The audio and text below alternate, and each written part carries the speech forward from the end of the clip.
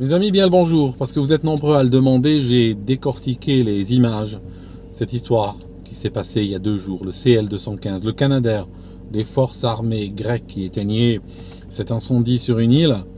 Et puis, je n'ai pas besoin de vous raconter ce qui s'est passé, les images tournent en boucle sur les réseaux sociaux depuis ce temps-là. Alors, aujourd'hui, je vais vous raconter un petit peu quoi voir sur ces images. Mais avant tout, un avertissement. C'est un canal purement technique. Donc on peut se permettre de spéculer. Par la suite, quand l'enquête, quand le rapport final sera délivré, sera fourni par les autorités dans 2 ans, 3 ans, 5 ans, eh bien on pourra rectifier le tir et en parler avec plus d'éléments factuels. Mais pour le moment, on va travailler sur ce qu'on a. Donc, que se passe-t-il? Qu'est-ce qu'on a? Qu'est-ce qu'on voit? Alors, au départ, on a un appareil de type Canadair CL-215 bimoteur à hélice qui arrive dans le plan de la caméra. Il est incliné et puis il arrive selon une trajectoire descendante et il a les ailes inclinées, il va clairement vers un incendie.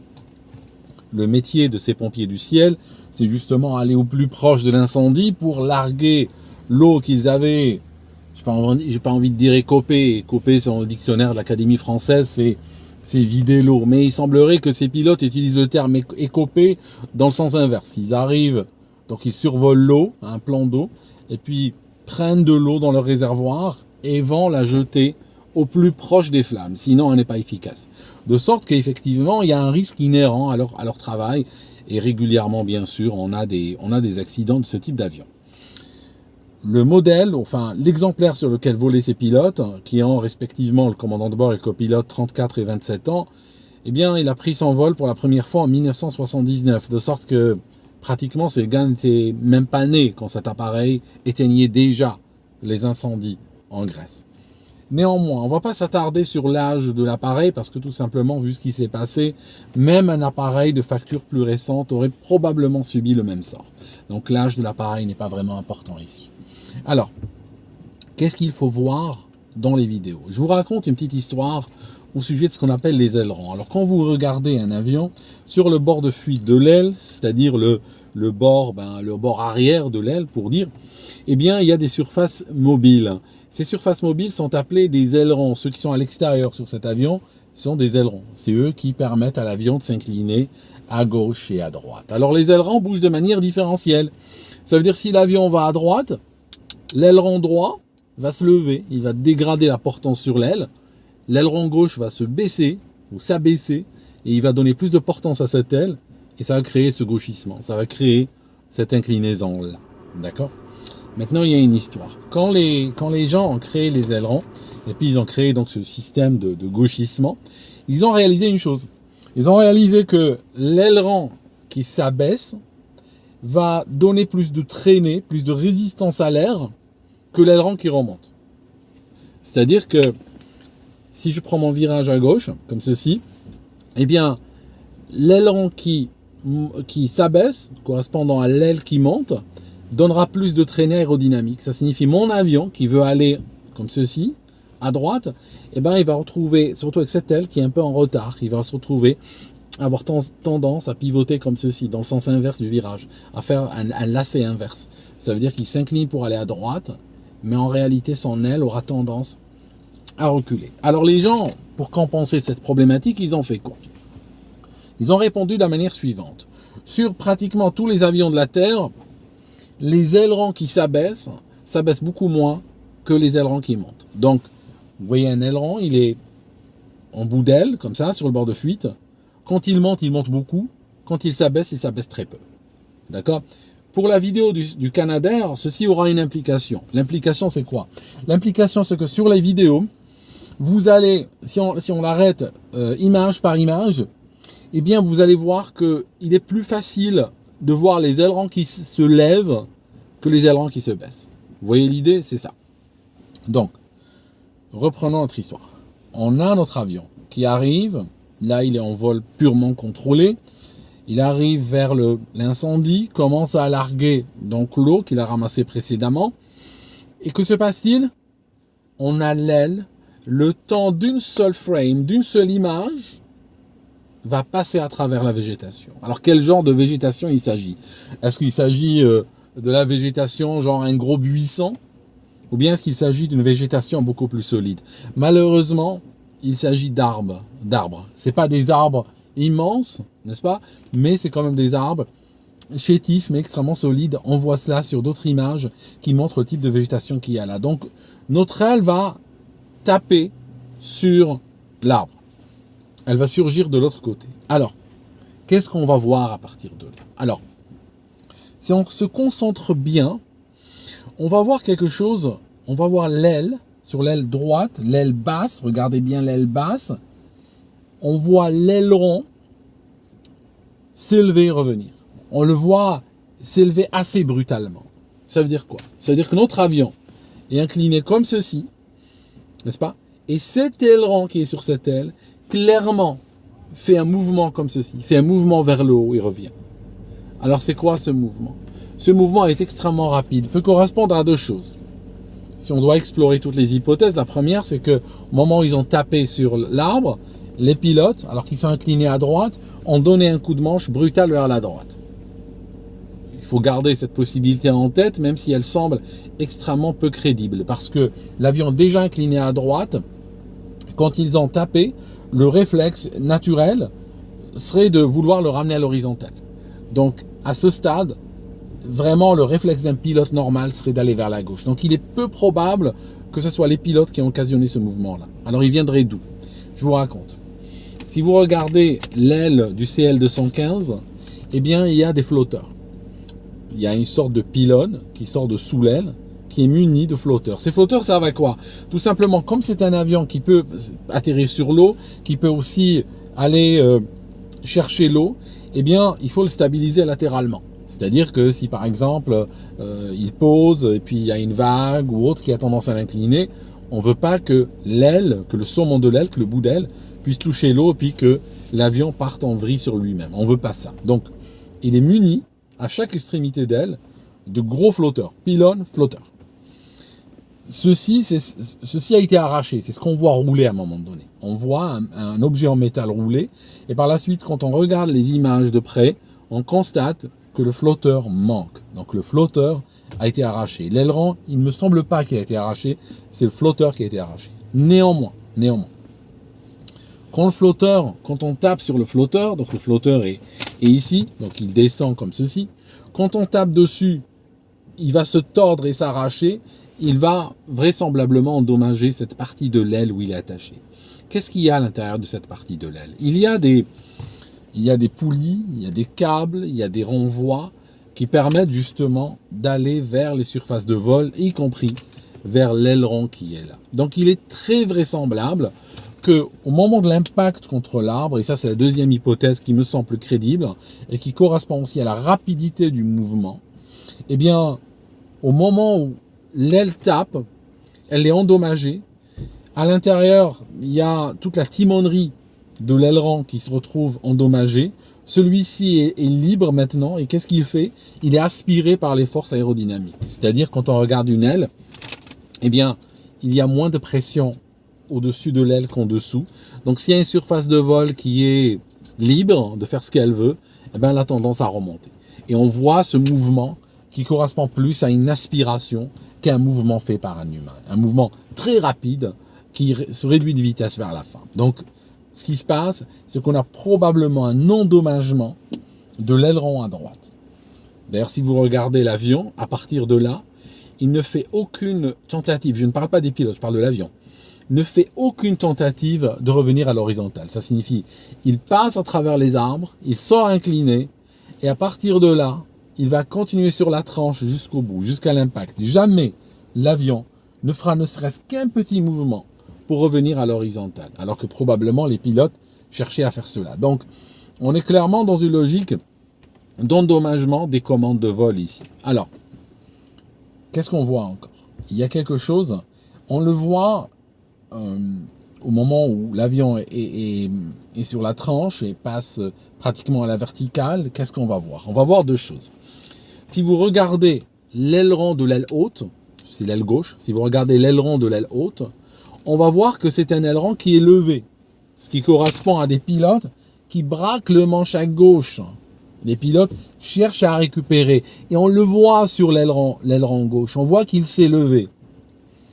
L'aileron droit, on verra plus vraiment ce qu'il fait. On le verra au sortir de l'arbre. Hein, il va faire ce bond vers le haut. Probablement après, il reviendra au neutre où il commencera à se débattre, à faire n'importe quoi. Mais l'image ne permet plus vraiment de le voir bien. D'autant plus que, rappelez-vous, les ailerons, quand ils s'abaissent jamais de beaucoup. Donc c'est pour ça que ça va rendre ce mouvement extrêmement difficile à voir. Alors que les ailerons qui se lèvent, on les voit plus volontiers. Alors, il y a ça. Qu'est-ce qu'on voit encore? On voit que si on change le contraste de l'image, j'ai joué beaucoup avec les images sans toucher l'avion n'a pas été retouché. J'ai joué sur les courbes de couleur, les courbes de luminance, les courbes de saturation, les courbes de contraste, pour essayer de sortir quelque chose. Et selon comment on arrive à voir que l'aile droite, sur l'avant de l'aile droite, il y a un formidable impact. Ça signifie que le bord d'attaque de l'aile est endommagé. Si vous regardez les images originales, vous regardez la vidéo, vous allez voir des sortes de traces noires sur l'aile droite, sur l'avant de l'aile droite, donc ici. D'accord? Et ça, c'est pas très surprenant, n'est-ce pas? Parce que c'est une aile qui a pris quand même un arbre. Donc, cette aile prend l'arbre, le flotteur s'arrache, le bord de fuite le bord d'attaque est fortement endommagé, la timonerie de l'aileron est endommagée, et donc cet appareil se retrouve super incliné, avec seulement comme moyen de contrôle que l'aileron de l'autre aile. Cet aileron vraisemblablement n'a pas été suffisant, d'autant plus que, pensez aussi à autre chose. Comme cette aile est fortement endommagée, qu'est-ce qu'elle va faire?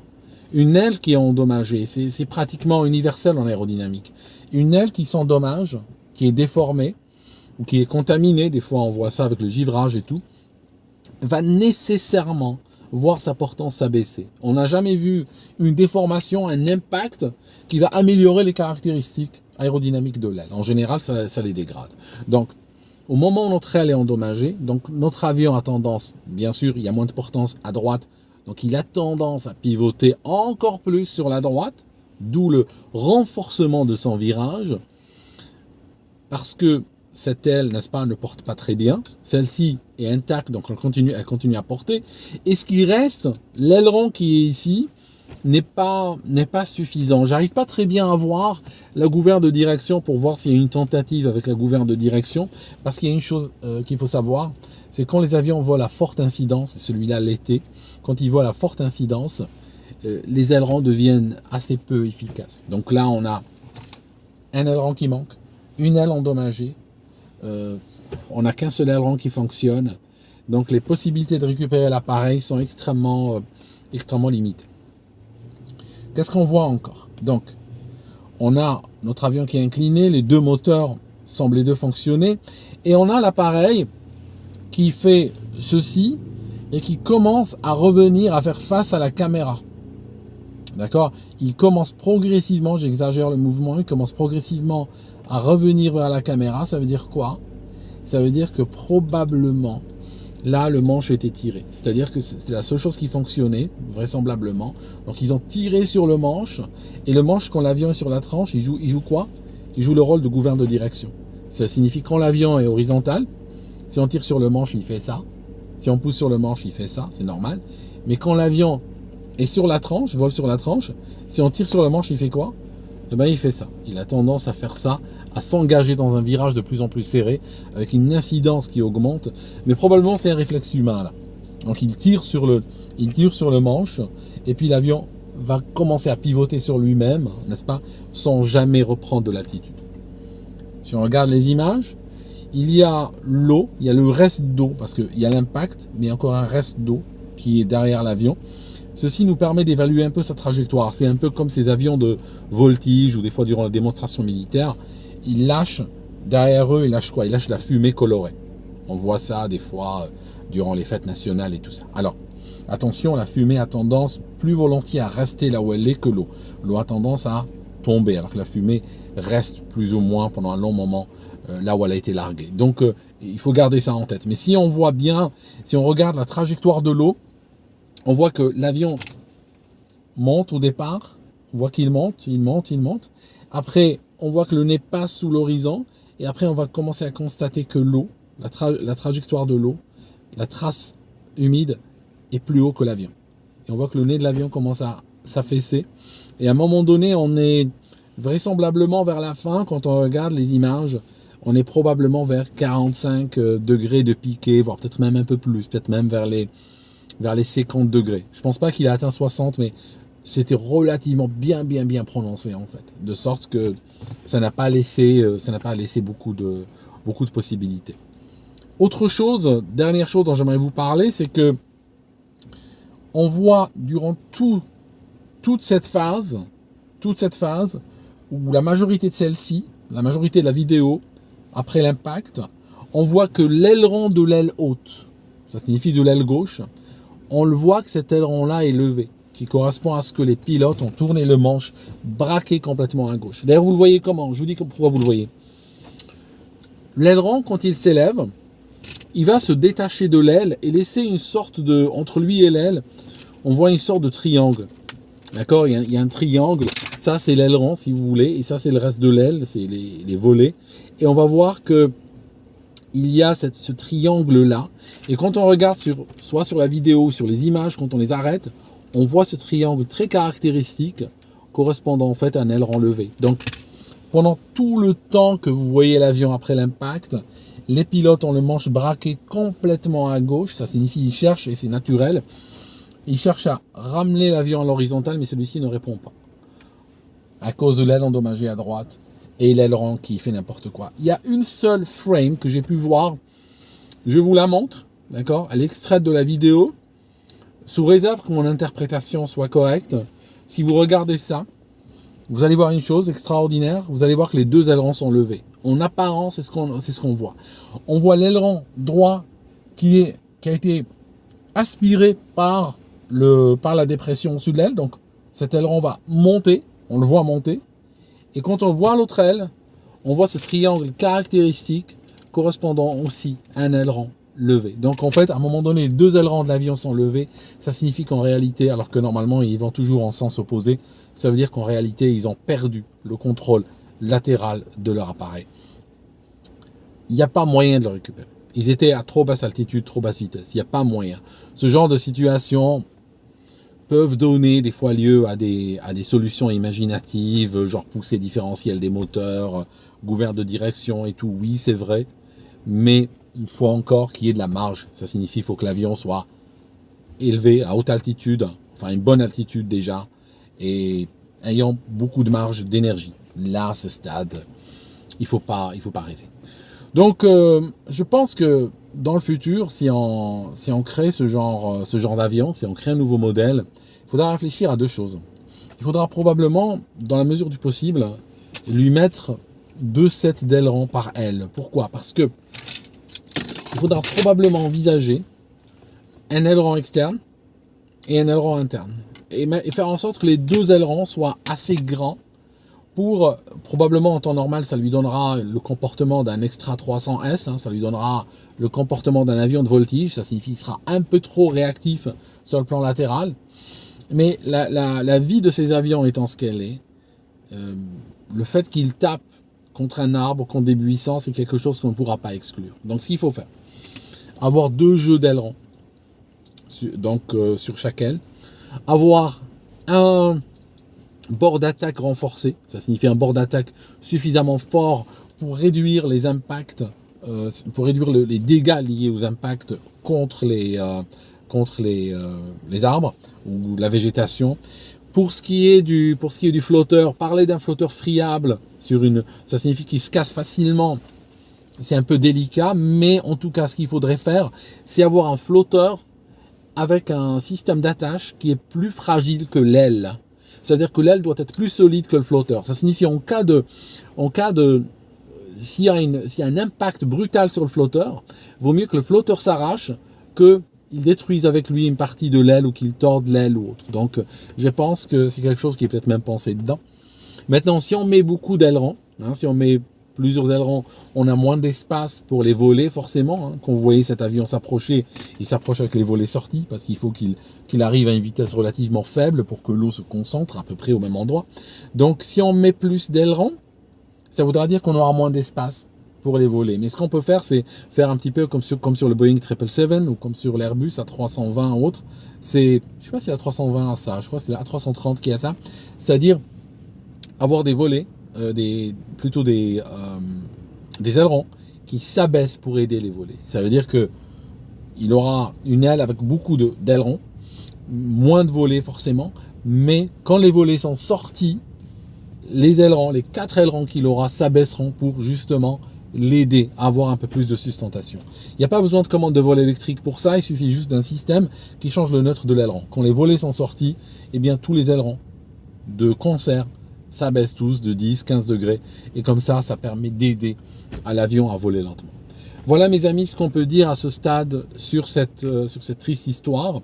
Et puis bien sûr on la revisitera à l'occasion quand il y aura un rapport final en bonne et due forme. Et puis probablement d'ici demain, je reviendrai avec une autre vidéo. Je vous parlerai d'un autre cas d'un avion qui a tapé son aile et vous allez voir un petit peu le cheminement qu'il a eu après cet impact. Merci d'avoir été là dans cette vidéo et puis on se voit dans une prochaine.